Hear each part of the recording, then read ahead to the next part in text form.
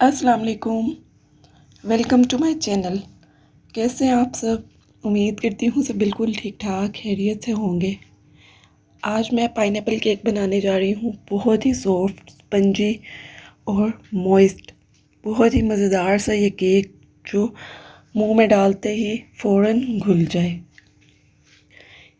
बहुत ही आसानी से बन जाता है और बहुत ही जल्दी से बन जाता है। जो लोग फ़र्स्ट टाइम भी केक बनाएंगे वो भी बहुत ही ज़बरदस्त सा, जल्दी से, झटपट से, बहुत ही अच्छा मज़ेदार सा ये केक तैयार कर लेंगे। तो ये रेसिपी आप लास्ट तक देखिएगा, क्योंकि इसमें मैं कुछ टिप्स बताऊंगी जिनको केक सेंटर से काटने में प्रॉब्लम होती है, उनके लिए लाजमी ये टिप बहुत ज़रूरी है। तो चलें चलते हैं। मैंने 4 रूम टेम्परेचर के एग्स ले लिए थे, तो उनको मैंने निकाल के फ्रिज से 30 मिनट्स पहले रख दिया। अब इन अंडे को मैं 5 मिनट के लिए अच्छे से बीट कर लूँगी। तो यहाँ पे मेरे पास 5 मिनट हो गए थे। अभी इसमें मैंने शुगर ऐड की है, हाफ कप और 2 टेबलस्पून के करीब मेरे पास ये शुगर है। ऑयल मेरे पास 1/3 के करीब है। अब फिर से मैं इनको अच्छे से बीट कर लूँगी। बीट हमने यहाँ पे तब तक करना है तब तक हमारा ये मिक्सचर या बैटर थोड़ा सा फ्लफ़ी नहीं हो जाता। तो मैंने 5 मिनट और बीट कर लिया था। अब मैंने इसमें बेकिंग पाउडर 1 टीस्पून के करीब ऐड किया, बेकिंग सोडा 1/4 टीस्पून, और ये मेरे पास पाइनएप्पल एसेंस है, मैंने 1 टीस्पून के करीब ऐड किया है। अगर आपके पास पाइनएप्पल एसेंस नहीं हो तो आप वनीला एसेंस भी ऐड कर सकते हैं। तो अब इन सब चीज़ों को मैंने अच्छे से मिक्स किया। 1 मिनट के लिए यहाँ पर बीटर को मैंने चलाया, तो ये सब चीज़ें अच्छे से मिक्स हो गई हैं। अब मैंने इसमें मैदा ऐड करना है। मैदा मैंने अच्छे से छान लिया है, आपने भी अच्छे से छान के इसमें ऐड करना है। 1 कप के करीब मेरे पास मैदा है। अब मैं इसको बस तब तक बीट करूँगी जब तक ये मैदा और बाकी सब चीज़ें इस बैटर में मिक्स नहीं हो जाती। तो मैंने बस कुछ सेकंड के लिए इसको बीटर को ऑन किया ताकि सब चीज़ें अच्छे से मिक्स हो जाएं। तो यहाँ मेरे पास सब चीज़ें अच्छे से मिक्स हो गई हैं। बैटर हमारा बन के रेडी है। तो मैं आपको बैटर की कंसिस्टेंसी दिखाती हूँ। ये देखें, बिल्कुल रिबन की तरह हमारा ये बैटर है। तो ऐसा जब बैटर बनेगा ना तो केक बहुत ही ज़्यादा स्पंजी और सॉफ्ट बनेगा। तो मैंने जब मोल्ड लिया था तो मैंने मोल्ड को ग्रीस करके उसमें बटर पेपर लगा लिया था। अब सारा बैटर मैं इसमें डाल लूँगी। चलें जी, ये बैटर मैंने इसमें डाल लिया है। अब मैं इसको अच्छे से टैप कर लूँगी ताकि इसमें कोई भी एयर बबल्स नहीं हो। तो मैंने अच्छे से टैप कर लिया है और एयर बबल्स सब रिमूव हो गए हैं। अब मैं इसको बेकिंग ओवन में रखूँगी। बेकिंग ओवन को मैंने 10 मिनट्स के लिए प्रीहीट कर लिया था 180 डिग्री पर, और 180 डिग्री पर ही मैं इसको 20 मिनट्स के लिए कुक कर लूँगी। तो यहाँ पर अब हम केक की फ्रोस्टिंग बना लेते हैं तब तक।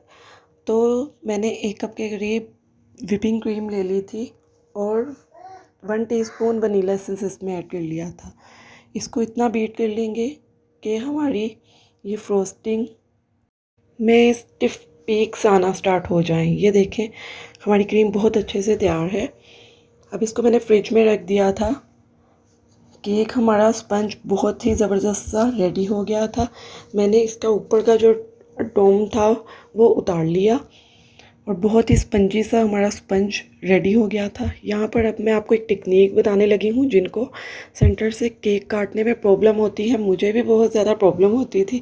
तो ये टेक्निक उन लोगों के लिए है जिनको सेंटर से केक काटने में बहुत ज़्यादा प्रॉब्लम होती है और केक इक्वल नहीं कटता पार्ट्स में। तो यहाँ पर एक आपके पास हर घर में धागा होता है। धागा लिया और दोनों तरफ से हम आसानी से इसको खींच लेंगे और ये इजीली इक्वल पार्ट्स में हो जाएगा। ये देखें, दोनों के इक्वली हमने इसको काट लिया है। آپ یہ ٹیکنیک لازمی اپلائی کریے گا، انشاءاللہ آپ کو بہت پسند آئے گی۔ تو چلیں اب ہم نے یہ دودھ لیا تھا، اس میں کنڈینس ملک ایڈ کر لیا تھا 2 ٹیبل اسپون کے قریب، اس کو ویٹ کرنے کے لیے۔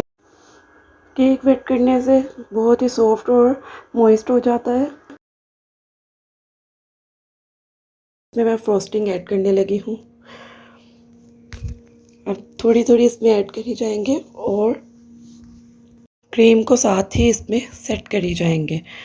تو میں نے 2 سے 3 بار اس میں کریم لی اور اس کو اچھے سے سیٹ کر لیا۔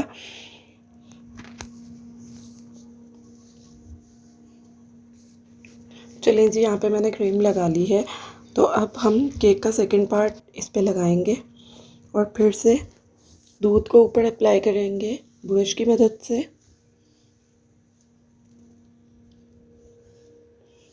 اور ساتھ ہی اس پہ جو ہم نے فراسٹنگ بنائی ہے وہ لگا لیں گے۔ اور کریم آپ اپنے ٹیسٹ کے اکارڈنگ یا آپ کو جتنی پسند ہو آپ اس حساب سے لے لیجئے گا۔ اس کو بھی اچھے سے نا میں اوپر سے سیٹ کر لوں گی۔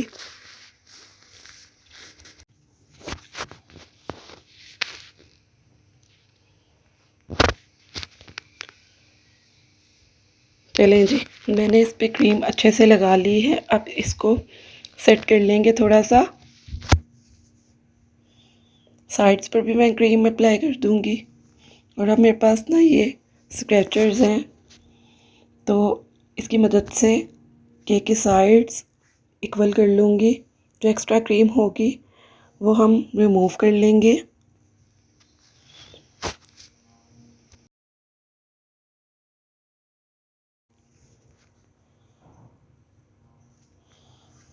اسی طرح کیک کے ٹاپ پر بھی ہم ایکول کر لیں گے اور اسموتھ کر لیں گے۔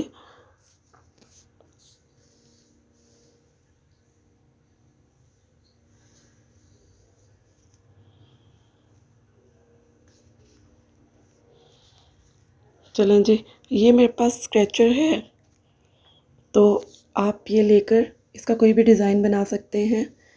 یہ میں نے ایسے ہی جلدی جلدی میں تھوڑا سا ڈیزائن بنا دیا۔ چلیں جی، اب یہ ہمارا ریڈی ہے۔ اب اس کے بعد میرے پاس تھوڑی سی کریم بچ گئی تھی، اس کو میں نے پائپنگ بیگ میں ڈال لیا اور تھوڑے سے فلاورز بنانے کی ٹرائی کی۔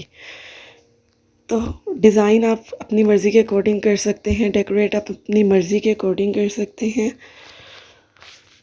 چلیں جی، یہ تھوڑے سے میں نے فلاورز بنا لیے تھے، اب اس کے اوپر میں پائن ایپل کے چنکس لگا دوں گی۔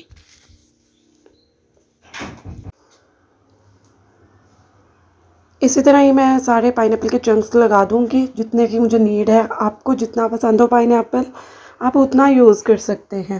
یہ ریسپی آپ لازمی ٹرائی کریے گا، بہت ہی ماشاءاللہ سے زبردست، بہت ہی ٹیسٹی سا یہ کیک تیار ہوا تھا۔ کچھ میرے پاس یہ سپرنکلز پڑے تھے، یہ میں نے تھوڑے سے ڈسٹ کر دیے۔